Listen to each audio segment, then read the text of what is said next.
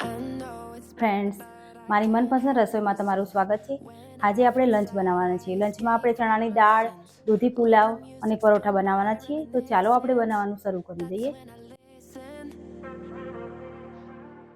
જો એના માટે આપણે સૌપ્રથમ દાળ લઈ લઈશું અને ચોખા લઈ લઈશું. ચોખા અને દાળને આપણે અડધો કલાક સુધી પલાળી રાખીશું. આપણે અડધો કલાક થઈ ગયો છે, દાળ પણ પલળી ગઈ છે અને આપણા ચોખા પણ પલળી ગયા છે. તો આપણે દાળને કુકરમાં બફાવવા માટે મૂકી દઈશું. આપણે બફા મૂકી દીધી છે અને 3-4 સીટી કરી દઈશું અને ત્યાં સુધી આપણે પુલાવ બનાવવાનું ચાલુ કરી દઈએ. દૂધી પુલાવ બનાવી લઈએ. પુલાવ બનાવવા માટે આપણે દૂધી લઈ લઈશું અને એને છોલી નાખીશું અને પછી એને છીણી નાખીશું.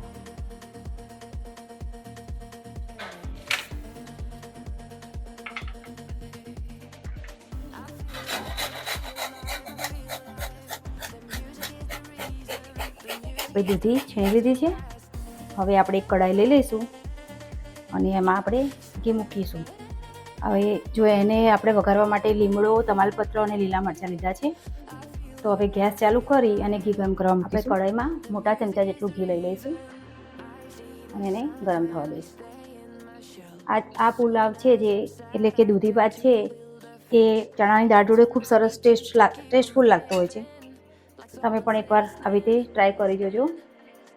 હવે જો આપણું ઘી ગરમ થઈ જાય એટલે આપણે એમાં જીરું નાખીશું. આપણે જીરાનો વઘાર કરવાનો છે. એક અડધી ચમચી જેટલું આપણે જીરું નાખવાનું છે અને જીરું આપણું તતડી જાય પત્ર, મીઠા લીમડાના પાન અને લીલું મરચું નાખીશું અને બરાબર આપણે મિક્સ કરી લઈશું અને પછી આપણે એમાં હિંગ નાખી દઈશું અને આપણે જે દૂધી છીણી છે એ દૂધી આપણે એમાં નાખી દઈશું અને આપણે બરાબર એને 2 મિનિટ માટે સાંતળી લઈશું. હવે આપણે એમાં સ્વાદ પ્રમાણે મીઠું નાખી દઈશું અને આપણે 2 મિનિટ થઈ ગઈ છે. હવે આપણે જે ચોખા પલાળ્યા હતા એ પાણી નિતારી અને એમાં આપણે નાખી દઈશું અને આપણે 1 મિનિટ માટે એને સાંતળી લઈશું. આપણે 1 મિનિટ જેવું થઈ ગયું છે. હવે આપણે એમાં પાણી નાખી દઈશું. પાણી નાખીને હવે એને ચડવા દઈશું. આપણી ચણાની દાળ પણ અહીંયા બફાઈને તૈયાર થઈ ગઈ છે. ચણાની દાળ બાફતી વખતે મેં મીઠું અને હળદર અંદર નાખ્યું હતું અને ચાલો આપણે હવે એને વઘારી લઈએ. દાળને વઘારવા માટે આપણે મસાલા પલાળી લઈશું. આપણે હળદર, ગરમ મસાલો અને મરચું પાવડર અને ધાણા જીરું પાવડર લઈશું અને બધું બરાબર મિક્સ કરી અને એને પલળવા દઈશું. આપણે કઢાઈ મૂકી અને એમાં તેલ લઈ લઈશું અને તેલને બરાબર ગરમ થવા દઈશું.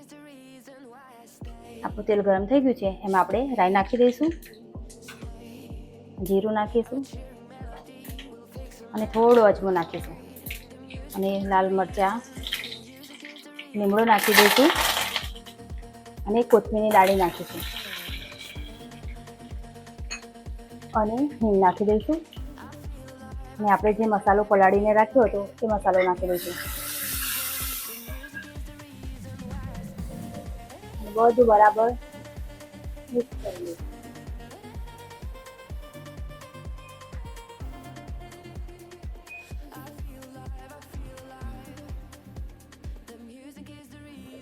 બધું જ મસાલો મિક્સ કરીને આપણે 1 મિનિટ માટે સાતળી દઈશું. સતરાઈ ગયા પછી આપણે એમાં જે ટામેટાની પ્યુરી બનાવીને રાખી છે એ ટામેટાની પ્યુરી આપણે નાખી દઈશું અંદર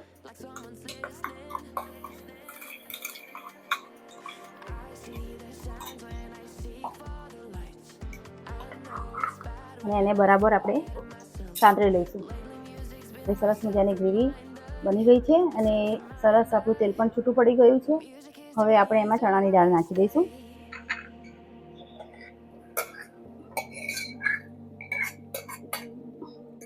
અને બરાબર આપણે મિક્સ કરી લઈશું અને એમાં જરૂર પૂરતું પાણી નાખી દઈશું.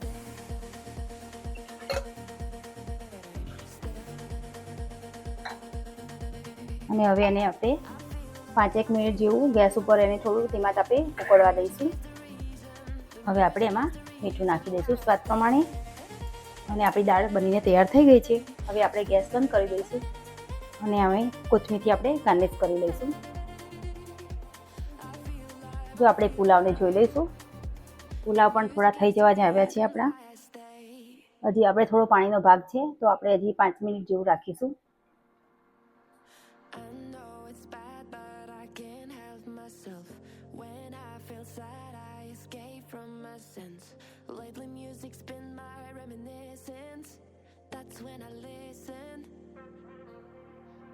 જો આપણો પુલાવ બનીને તૈયાર થઈ ગયો છે તો ચાલો આપણે હવે સર્વ કરી લઈએ. જો ફ્રેન્ડ્સ, આપણું બપોરનું લંચ તૈયાર થઈ ગયું છે. દૂધી પુલાવ, ચણાની દાળ, પાપડ, સલાડ અને પરોઠા. આ તમે પણ ઘરે બનાવો અને મારી રેસીપીને લાઇક, શેર અને સબસ્ક્રાઈબ કરવાનું ભૂલશો નહીં.